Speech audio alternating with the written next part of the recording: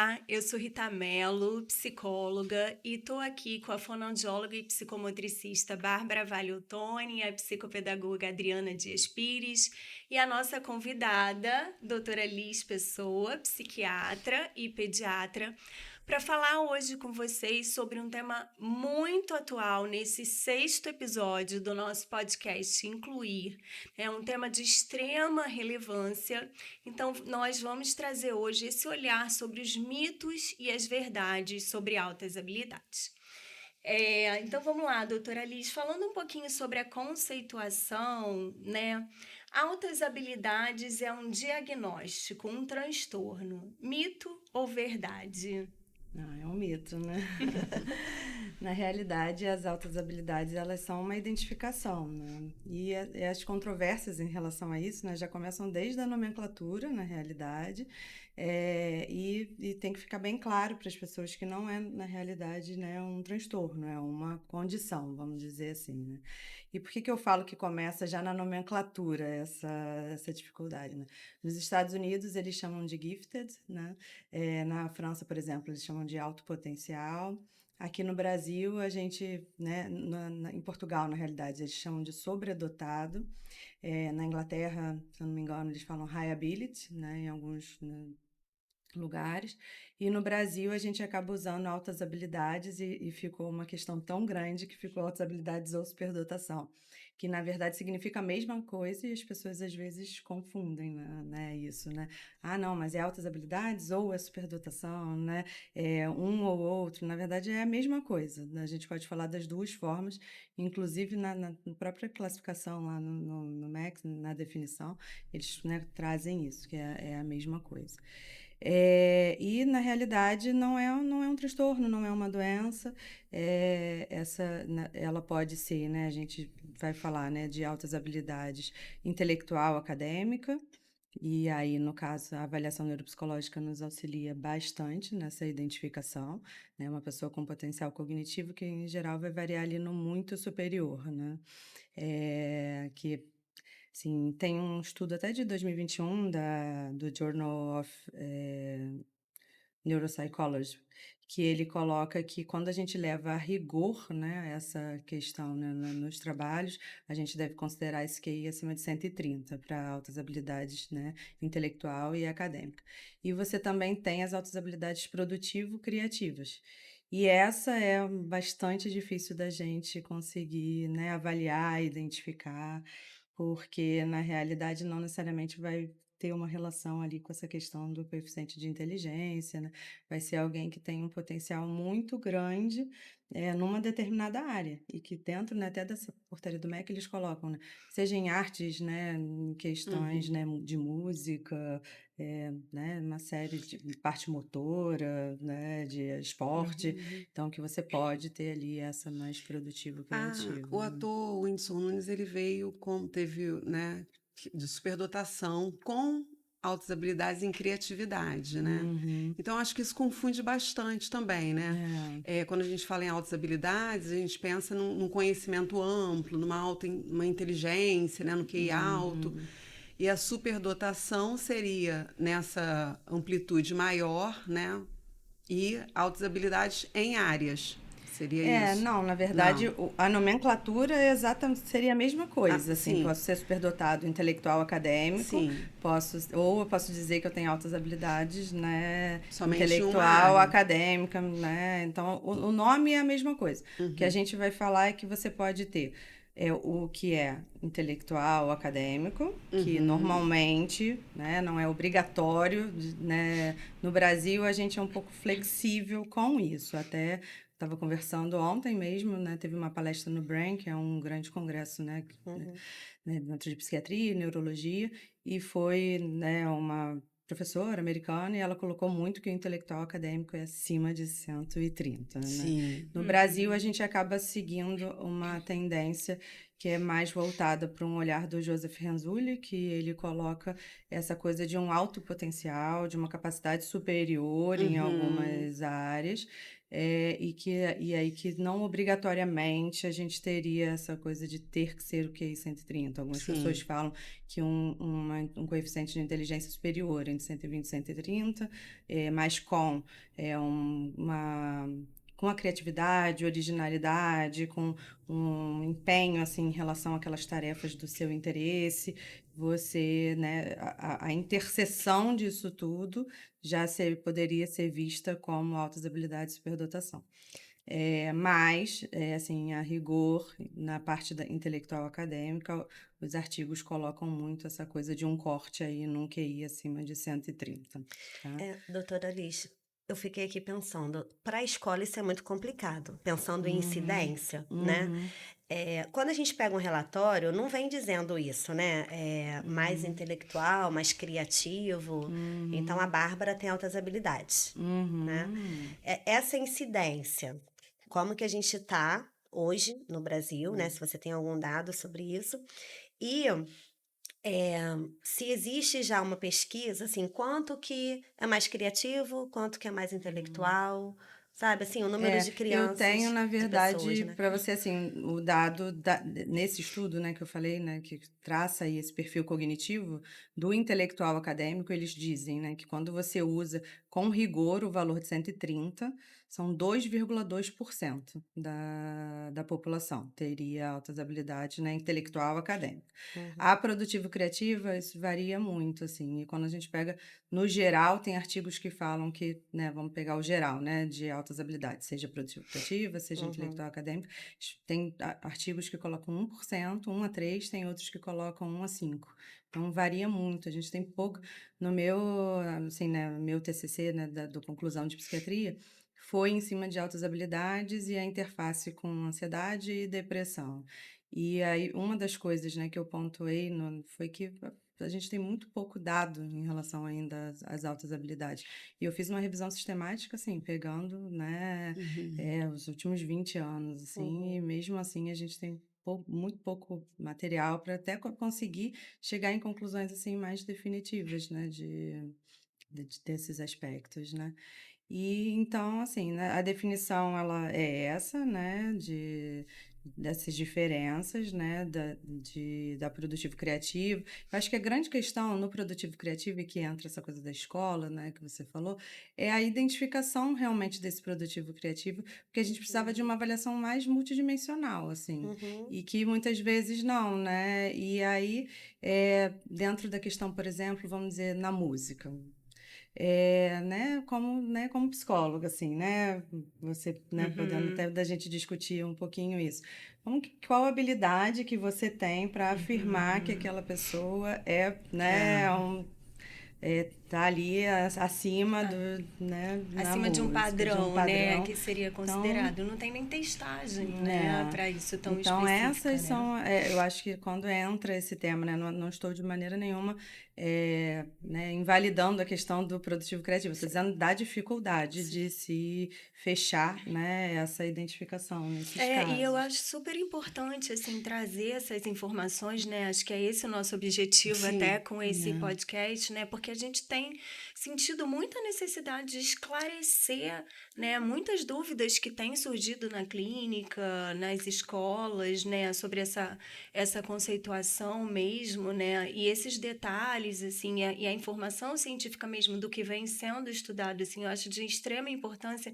E até essa questão da nomenclatura que você trouxe e que a Adriana estava comentando, assim, né, são sinônimos, mas por um lado, né, eu acho que traz uma dimensão mais particular, assim, quando você fala em alta habilidade. A sensação que eu tenho, né, é que quando se fala superdotação, as pessoas associam diretamente a genialidade.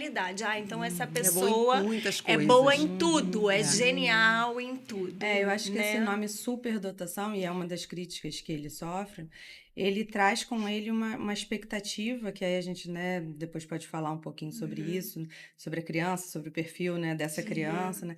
E aí você é o quê? Um super-herói, você, né? Aham. E há muitas críticas que se recebe, uma das Uhum. coisas foi essa, né? De dar essa impressão do gênio, né? E É. de verdade o gênio, ele é aquele que trouxe mudança, é um superdotado, né? Alguém com altas Uhum. habilidades, mas que trouxe mudança para a sociedade, né? A produção dele trouxe mudança para a sociedade. E não necessariamente todo superdotado vai trazer essa mudança Uhum. para a sociedade.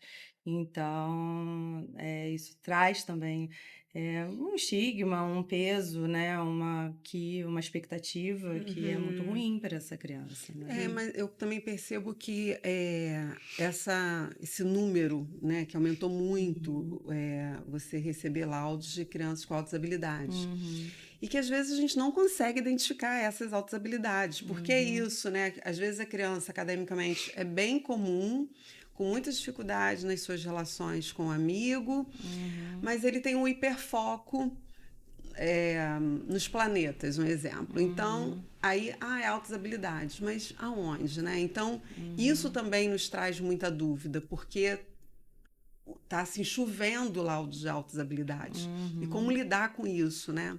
uhum, E até, Adriana, essa questão, né, da interação, assim, né? Eu acho que é uma outra colocação que a gente queria fazer aqui, né, uhum, para entender se é um mito ou se é uma verdade, né? Que uhum, crianças e adolescentes têm dificuldades na interação social e na uhum, regulação emocional, né? uhum. Como isso tem sido visto de verdade? Assim, é um mito, é uma verdade? Como que a gente entende, né, essa criança e esse adolescente nesse sentido aí, Uhum. até emocional mesmo, né, e É. social. Não é, assim, não é. Quando a gente fala, por exemplo, em autismo, né, a gente entende que existe ali um prejuízo na reciprocidade social. Então, aquele Sim. Uhum, impacto é um impacto real, né, nessas relações. No caso das altas habilidades, a gente não teria, na realidade, né, um prejuízo dessa reciprocidade social. Então, a princípio, não deveria existir essa dificuldade na interação. Entretanto, a gente, né, entende que existe um perfil, né, diferente né, essa criança, esse adolescente identificado, ele vai ter um perfil diferente dos seus pares, que inclusive a gente vai falar, né, da dificuldade que eles têm muitas vezes de buscar pares intelectuais. Se a gente está no nosso trabalho, a gente vai buscar, né, nossos pares intelectuais, aqueles que a gente tem afinidade para conversar. Então, muitas vezes é uma criança que ela vem com interesses, né, que são muito diferentes dos interesses da idade dela, Sim. né, que ela quer se aprofundar num nível, né, muito diferente daquelas crianças ali, e isso pode trazer alguma dificuldade. Mas pode trazer, porque ao mesmo tempo tem algumas crianças, né, com altas habilidades que têm um perfil de liderança, por exemplo, excelente, e que consegue fazer, né, tem esse traquejo social muito bom. Então não é obrigatório, tá? Então, mais que é comum a gente encontrar essas dificuldades, é verdade, né? Porque aí você pega, né, quando a gente sempre tem que pensar no desenvolvimento, na realidade, né? Então, né, e aí quando tentando juntar um pouquinho com essa questão da regulação emocional que você traz. Se eu entendo, né, que uma criança, quando ela tem vamos dizer assim, 8 anos é a idade, por exemplo, que uma criança está começando a entender o conceito de morte, vamos dizer assim, né? uhum, Entender propriamente, é quando uhum. às vezes começa uma ansiedade de separação, uma coisa assim, né? Até pela noção de reversibilidade, né, Exatamente, irreversibilidade, é. assim, né? Então, entendendo realmente o desenvolvimento infantil, né? Se eu estou dizendo que eu tenho uma criança com altas habilidades, eu estou dizendo que eu tenho uma criança que antes dessa idade de 8 anos, ela já opera num nível cognitivo, talvez, vamos dizer, com 5, de uma criança de 8, vamos Sim. supor, né? Então, mas ela não tem ainda vivência emocional, né? Embora ela já entenda o conceito de morte, Uhum. ela não tem vivência emocional ainda, ela nunca viu um cachorrinho, né, ficar doente, morrer, um amiguinho perder a avó, né, alguma coisa desse tipo, Uhum. que deu para ela, né, esse arcabouço aí psíquico para ela suportar esse pensamento, por exemplo, né, de morte. Então, isso vai trazer impactos ali, né, para essa criança. A mesma coisa, algumas questões que a gente fala assim, né, da moral, né? A criança, em geral, ela tem uma moral muito heterônoma, né? Então, se a professora falou, o Joãozinho foi mal educado, ela vai chegar em casa dizendo, o Joãozinho é muito mal educado, porque, né?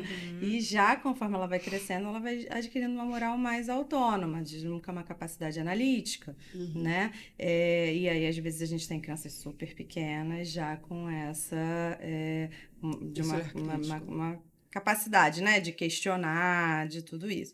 Então, essas diferenças vão trazendo, às vezes, algumas dificuldades tanto nessa regulação, quanto também nas amizades, nas interações, Até porque a né? busca do conhecimento, eles são mais investigativos, né? Então, foge do interesse do grupo, né? Acaba Uhum. ficando E aí essa capacidade distante. analítica, por exemplo, vai influenciar na brincadeira, porque Sim. ele vai querer se aprofundar, de repente, naquele interesse, e que as outras crianças, de repente, não estão, né, preocupadas ou interessadas naquilo, né? Sim. E aí você vai ter ali uma dificuldade, mas que não é uma dificuldade na intenção social, no querer estar em grupo, no querer falar para os amigos sobre aquelas coisas, né?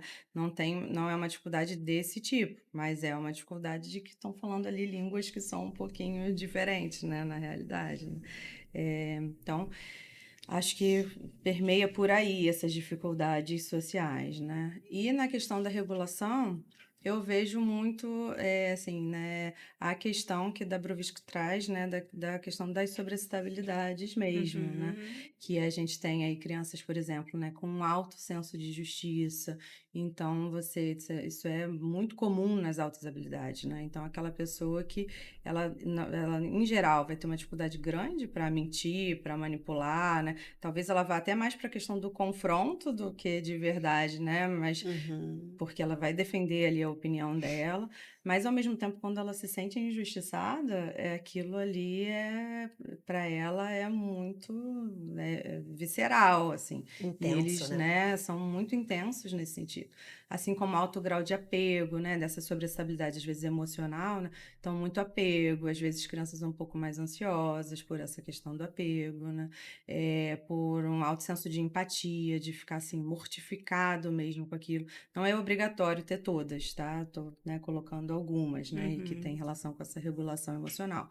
Então, a gente tem também sobressalabilidade psicomotora de crianças com alto grau de energia motora mesmo, né? E que muitas vezes vai ser confundido com TDAH, por exemplo, e não necessariamente Hiperatividade, né? né, pela hiperatividade.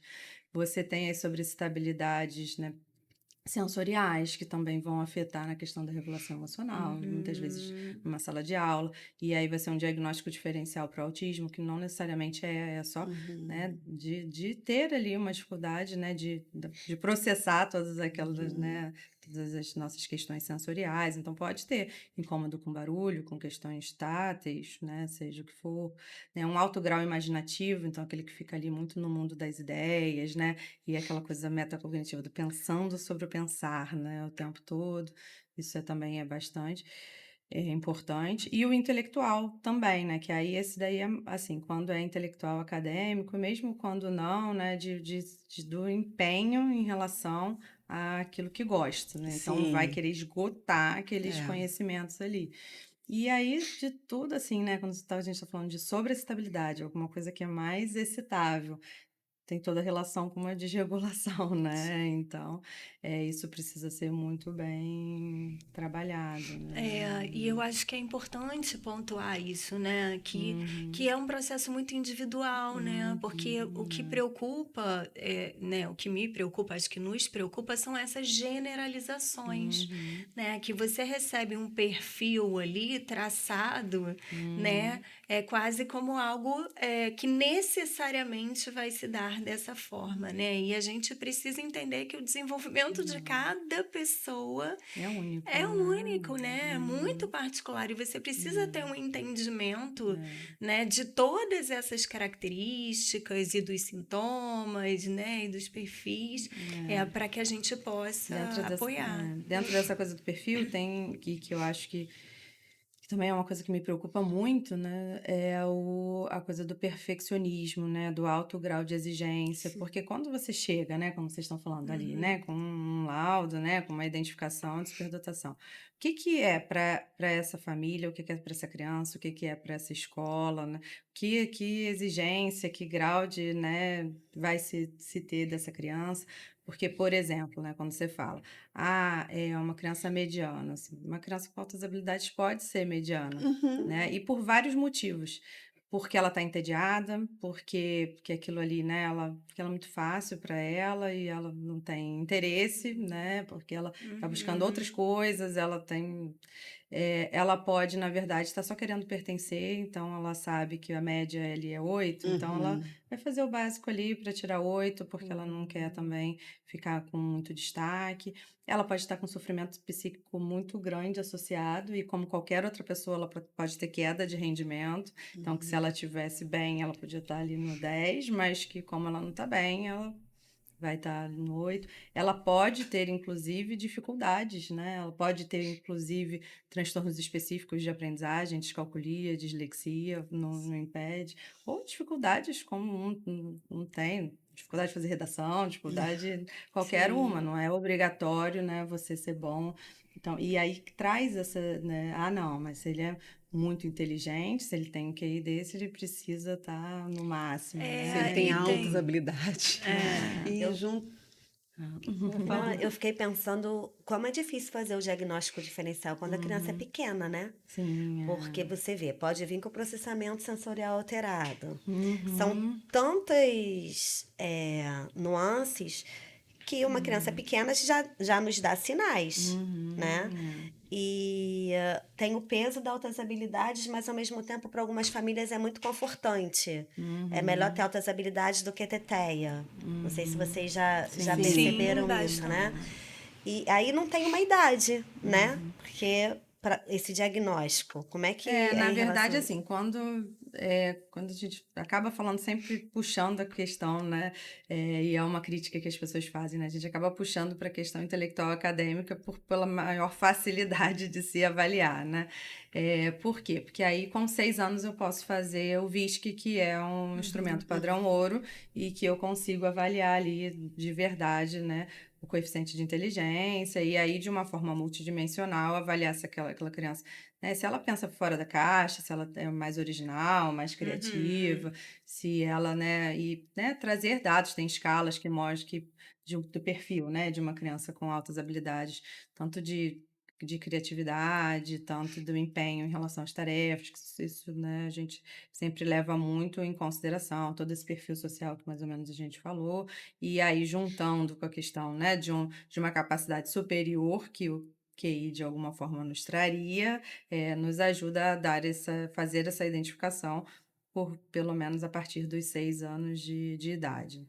É, assim, daí tem outras camadas, assim, E né? Que na realidade tem vezes que falam que o QI, né? Tem alguns instrumentos, né? Que colocam que vai dar mais certeza mesmo é por volta dos 12 anos, tá? Mas a partir de 6 você já consegue fazer essa identificação tranquilamente. Isso que eu tô falando é mais ali Uhum. dentro Sim. né, da teoria ali mesmo.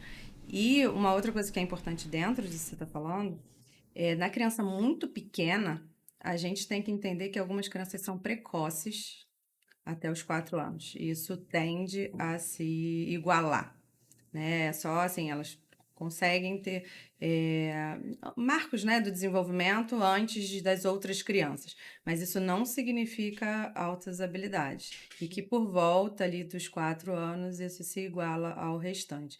Então, essa é uma preocupação que eu tenho muito, porque aí já Uhum. começa assim, né, um pré-escolar com toda aquela expectativa e Sim. que às vezes não se cumpre. E que às Uhum. vezes pode ser um TEA, né? Às vezes pode ser um TDAH, pode ser uma outra questão. E aí já começa, né? Eu vejo, assim, alguns profissionais. Outro dia eu recebi de uma criança de 2 anos e meio já fechado como altas Ai, meu habilidades, Deus. assim. Dois E anos. assim, né? Eu não fechei nenhum diagnóstico e tal, mas eu vejo essa criança pro TEA, entendeu? E aí é uma coisa muito séria, porque você, na realidade, modifica todo um cenário, né? Todo um de uma cenário. família, de uma expectativa, Sim. e inclusive do investimento nas terapias. Sim, Porque muda Sim, todo. muda tudo, né? E tudo que você trouxe, né, Lisa, agora, todas essas informações, que não é simples chegar num diagnóstico como esse. Aí eu pergunto para você, crianças e adolescentes, né, precisam, no caso com altas habilidades, adaptação, PEI, isso é um mito, isso é verdade. Uma criança e adolescente com altas habilidades, Isso com é todas super essas, verdade. é super verdade. Precisa muito. Precisa muito. Porém, né, com todas essas nuances, Sim. aí chega na escola o laudo. E a lei impressa ao lado, que até sugere que a criança vá para o ano seguinte, né, assim que chega. Só que você não vê na escola, não é acadêmico. Pode ser no esporte, na música.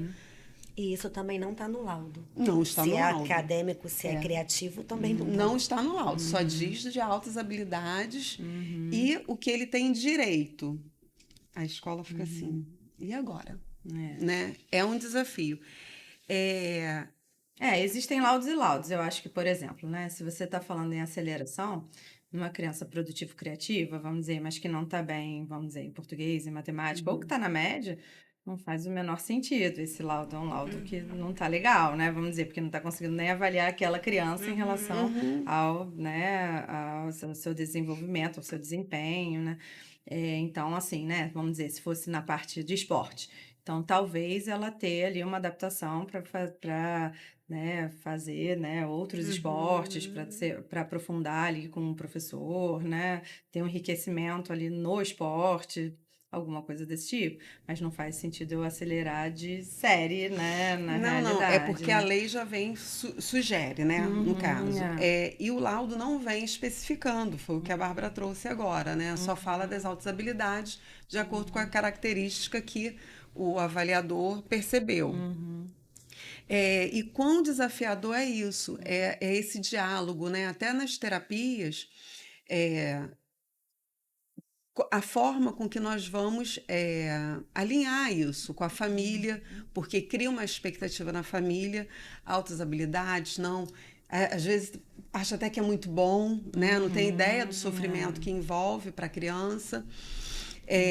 E a gente vai vendo a importância de trazer essas reflexões, esses dados que você está trazendo aqui para gente, e isso ser divulgado, isso tem que ser falado para amenizar, não só para a escola, mas para a própria família, né, o que é altas habilidades, né?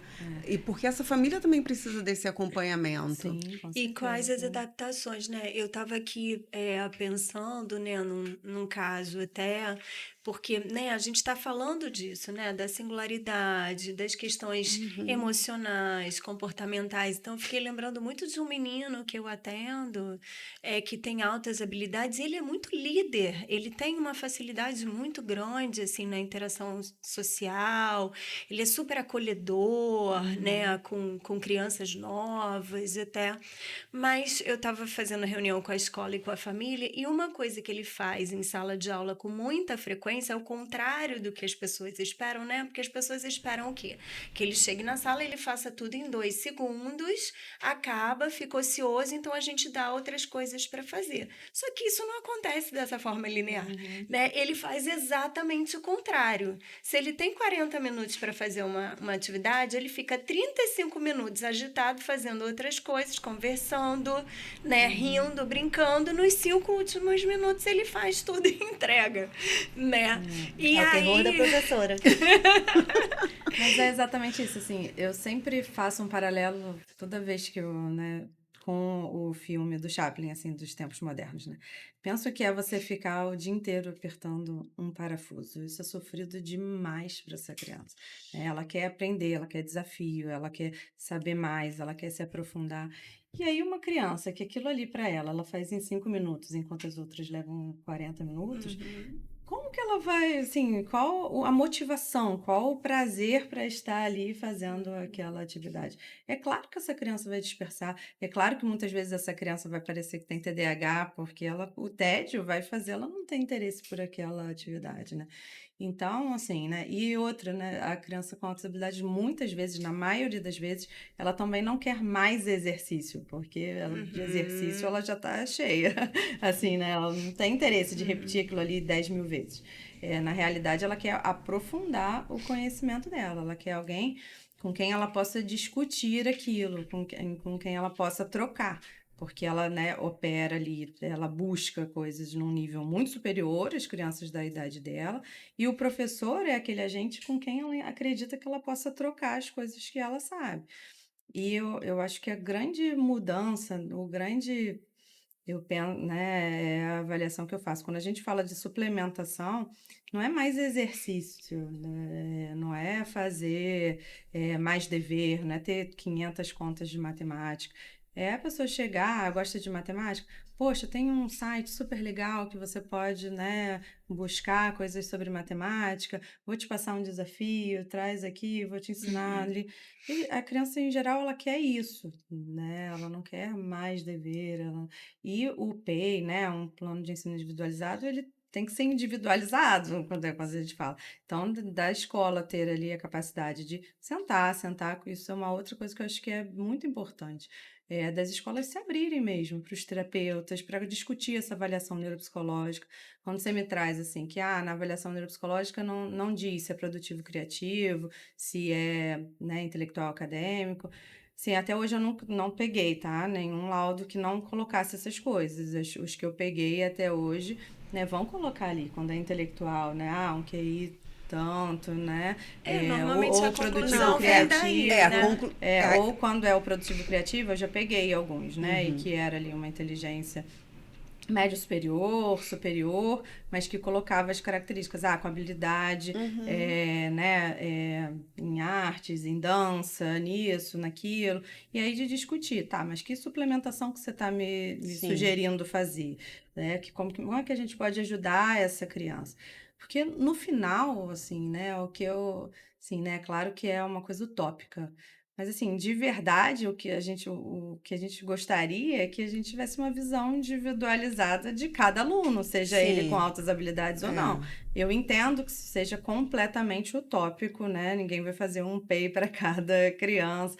Não é isso. Não existe isso. Entretanto, a gente está falando de alguém que tem uma singularidade, como você falou, e que muitas vezes está sofrendo naquele ambiente. Então, a gente vai precisar sentar e discutir isso de uma forma interdisciplinar. Do que eu posso fazer por essa criança? O que eu posso, né, fazer de diferente? De que forma isso pode ser feito? Às vezes, ele naquela matéria nem está precisando de nada, não. E naquela matéria não vai ser feito nada, absolutamente nada. Mas na outra... Um exemplo, assim, se eu pego um americano, né, e trago para estudar aqui e boto na aula de inglês do verbo to be, vamos dizer lá. Assim, não faz sentido para ele aquilo. Qual o sentido que aquilo tem? Então, eu não posso suprimir aquele conteúdo, de repente, de alguma forma, e trazer uma coisa nova. Então, assim, acho que é de sentar e conversar, daí né? já O que é uma melhor adaptação para aquele curricular. indivíduo, né? E você está até falando de um assunto do nosso podcast anterior, assim, né?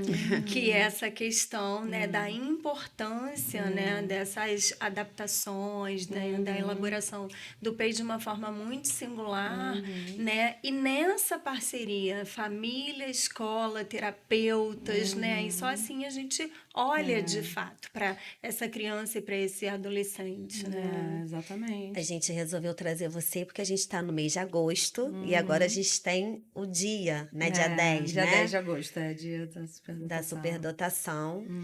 E que a gente possa cada vez mais conversar sobre isso, porque assim, tem chegado muitas crianças pra gente, tanto na terapia, para avaliação multidisciplinar, né? Quanto na escola. E instrumentalizar esse professor é fundamental, porque você imagina esse cliente da Rita, olha o sofrimento. Imagina essa professora, sofrimento para ele e para a professora, porque ela tem que pensar 1000 atividades que ela está no cognitivo, quando na verdade às vezes ele podia estar produzindo uma música, se ele for da arte, Sim. né? Então, a gente está aqui gravando, né, esse podcast exatamente porque a gente acredita muito nessa divulgação, né, de coisas que são cientificamente comprovadas, né, psicólogo, psicopedagogo, fono, psiquiatra, né, e que esse alcance seja muito bom, né, porque é isso que a gente precisa.